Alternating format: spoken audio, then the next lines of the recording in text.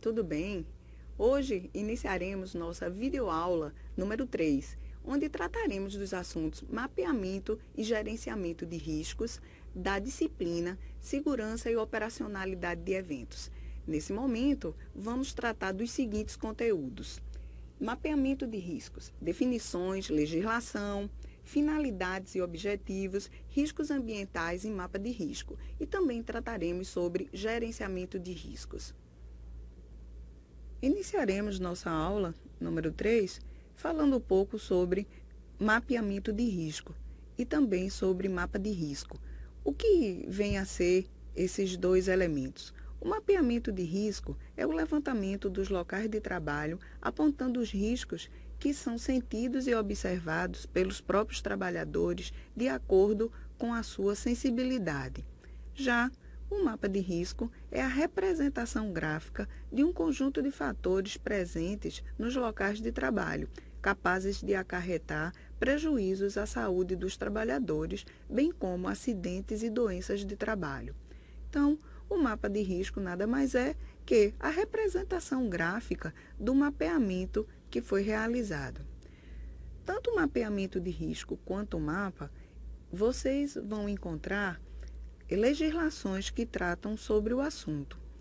Inicialmente, vamos trazer aqui para vocês a NR05, que trata da CIPA, que é a Comissão Interna de Prevenção de Acidentes. No item 5.16, são atribuições da CIPA: identificar os riscos do processo de trabalho e elaborar o mapa de riscos, com a participação do maior número de trabalhadores. E também nós vamos encontrar menções à questão do mapeamento de risco na NR09, que trata do Programa de Prevenção de Riscos Ambientais, também conhecido como PPRA.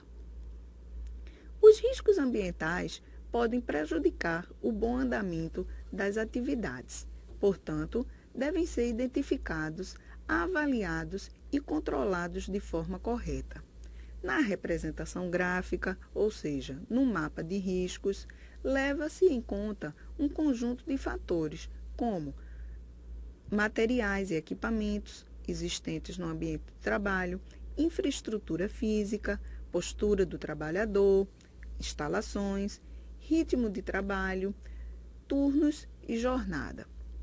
E tem, como principais objetivos facilitar o diagnóstico da situação de segurança e saúde no ambiente do trabalho, reunir informações necessárias à prevenção de acidentes, trocar e divulgar informações entre os trabalhadores e estimular a participação dos trabalhadores nas atividades de prevenção.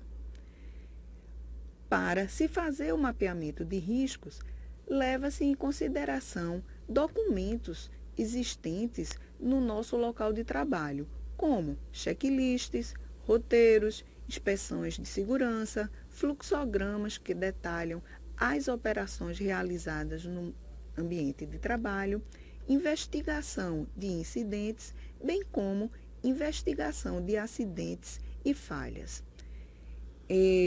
Aqui observamos que os riscos estão descritos e classificados conforme a NR9, que trata do PPRA. Que riscos são esses? As normas consideram como riscos ambientais os agentes físicos, químicos e biológicos, além de riscos ergonômicos e riscos de acidentes existentes nos locais de trabalho e que venham causar danos à saúde dos trabalhadores.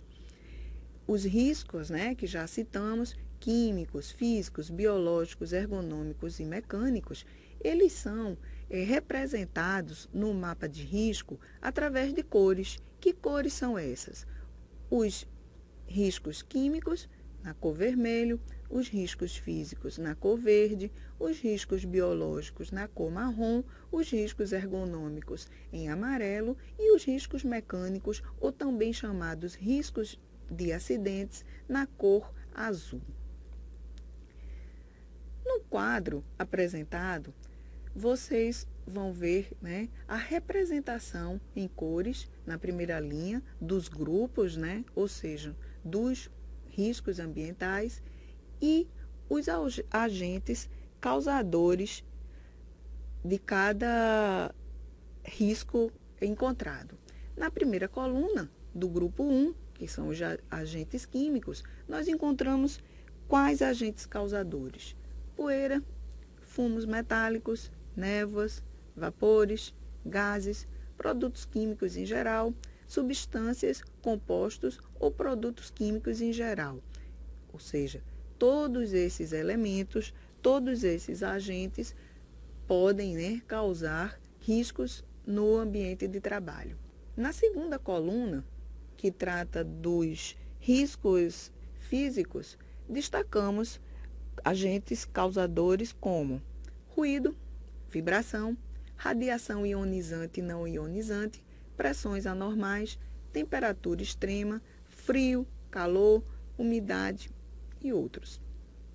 Na terceira coluna, destacamos como agentes causadores de riscos biológicos os vírus, as bactérias, protozoários, fungos, bacilos, parasitas e também, né, a questão dos animais peçonhentos, insetos, cobras, aranhas, entre outros. Já na quarta coluna, vamos encontrar os agentes causadores dos riscos ergonômicos: trabalho físico pesado, posturas incorretas, treinamento inadequado ou inexistente, jornadas prolongadas de trabalho, trabalho noturno, responsabilidade e conflito, tensões emocionais no ambiente de trabalho, desconforto e monotonia. São algumas peças, alguns agentes que podem vir a causar riscos ergonômicos ao trabalhador. E na última coluna, que vocês vão encontrar destacada em azul, nós vamos encontrar os agentes causadores de riscos mecânicos ou também chamados riscos de acidente. O arranjo físico deficiente, máquinas sem proteção, matéria-prima fora de especificação, equipamentos inadequados, defeituosos ou inexistentes, ferramentas defeituosas, inadequadas ou inexistentes, iluminação deficientes, gambiarras, né, nos sistemas, nas redes de eletricidade, incêndios em edificações e também em locais de armazenamento. Destacamos dois tipos de riscos que você, como profissional da área de eventos, vai se deparar com certa frequência, que são os riscos ergonômicos e os riscos de acidente. Riscos ergonômicos: levantamento e transporte manual de peso, o mobiliário, né, inadequado, esforço físico intenso, posturas incorretas, controle rígido do tempo para a produtividade, imposição de ritmos excessivos, jornadas de trabalho prolongadas, monotonia e repetitividade da ação. Já como riscos de acidentes, eles estão presentes, né, em arranjo físico inadequado, piso pouco resistentes ou irregulares, material ou matéria-prima fora de especificação, máquinas e equipamentos sem proteção, ferramentas impróprias ou defeituosas, iluminação excessiva ou deficitária, bem como armazenamento inadequado de materiais. De posse, né, de conhecer todos esses riscos, nós passamos a trabalhar com a representação gráfica do mapeamento que é feito, que é o chamado mapa de risco. Esse mapa de risco, ele vai ser uma representação dos locais, né, onde nós vamos encontrar os riscos ambientais. Eles são representados por círculos, cada círculo em uma cor, de acordo com o risco que está se tratando: verde para riscos físicos, vermelho para riscos químicos, marrom para riscos biológicos, amarelo para riscos ergonômicos e azul indicando os riscos de acidente ou também chamados de riscos mecânicos. E também vão vai existir uma graduação do tamanho desses círculos. O pequeno indica risco pequeno, médio, risco médio e grande, risco grande. Na figura seguinte, vocês vão encontrar um layout de uma situação de uma empresa, né, um laboratório, onde cada ambiente tem a identificação do tipo de risco ambiental existente. Como exemplo, vamos ver aqui a sala de pintura, que indica uma bolinha, um círculo, né, uma bolinha verde e uma bolinha vermelha. Que significa o quê? Que nesse local existem riscos físicos e riscos químicos. Também, novamente aqui no quadro seguinte, trazemos para vocês, né, as cores das representações, aqui para fixar melhor, né, a atividade de hoje. Bem como outro exemplo de mapa de risco, que esse mapa foi elaborado, né, pela equipe da CIPA, onde, além de indicar qual é o tipo de risco, ele também indica os tipos de EPIs obrigatórios para ser usado naquele ambiente. No exemplo, trazemos forjaria, que são locais onde tem prensas. Quais são os tipos de riscos que existem nesse local? O risco químico, indicando aqui fumos metálicos, os riscos mecânicos, ergonômicos e físicos. No caso do risco mecânico, indicando aqui queimadura ou esmagamento. O risco ergonômico, repetitividade e esforço físico. E como risco físico, ruídos, vibração e radiação. Então, esse exemplo, né, ele está bem completo, onde vocês vão indicar, geralmente se coloca esse tipo de representação dentro do local de trabalho, que é exatamente para todas as pessoas que forem visitar ou que trabalham naquele local, terem noção de qual tipo de risco que eles estão expostos. Tão importante quanto o mapeamento, o gerenciamento de riscos é de suma importância para o sucesso de um evento e para a segurança e tranquilidade de pessoas. Gerenciar risco significa minimizar ou, se possível, evitar os efeitos dos riscos ambientais.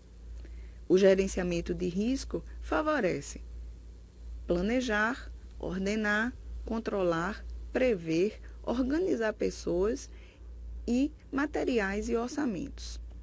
Destacamos as etapas do gerenciamento de risco. Conforme se observa no quadro, é preciso inicialmente fazer a análise do risco. O gerenciamento de risco envolve as etapas de identificação do perigo e a estima do mesmo. Em seguida, deve-se executar a avaliação do risco, que significa valorar o risco, ou seja, determinar se se trata de risco pequeno, médio ou grande. Como forma de finalização, devemos determinar ações que viabilizem o controle deste risco. As 3 etapas devem estar muito bem integradas e registradas mediante documentação por meio de laudos, fotos, filmagens e gravações de entrevistas, orientando o gestor para que ele possa ter mais claro qual intervenção deve ser realizada, em que tempo deve ser executada, bem como a atribuição de responsabilidades e autorizações de deslocamento de equipamentos, materiais, pessoas, determinando assim eficazmente o sistema de gestão de riscos. Quais os benefícios do gerenciamento de risco? Para as pessoas, aumenta a segurança, o conforto, a motivação, conscientização e corresponsabilidade. Para as empresas, aumenta-se, né, a produtividade com qualidade e redução de custos em geral. E, por fim, para o meio ambiente, pois gera respeito mediante ações efetivas na minimização de acidentes e falhas. Portanto, para finalizar, o gerenciamento de riscos é um processo que, quando implementado na empresa, traz benefícios para as pessoas, para as empresas e para o meio ambiente. Aprendemos que a ação gerencial exige ações práticas decorrentes de um planejamento, controle e ordenação de ações voltadas para a segurança tão almejada na execução de eventos. Bem, pessoal, vamos encerrando por aqui a nossa videoaula número 3. Esperamos que vocês estejam aproveitando os ensinamentos da disciplina Segurança e Operacionalidade de Eventos e que esses ensinamentos adquiridos, durante esses momentos que tivemos juntos, que sejam aproveitados na vida profissional de vocês como organizadores de eventos.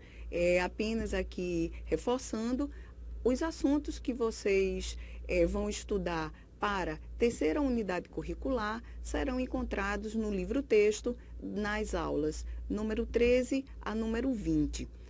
Também reforçando que vocês, para tirar dúvidas, têm os tutores à distância e os tutores presenciais, bem como a mim. Então, grande prazer estar aqui com vocês e vamos nos despedindo, Um grande abraço.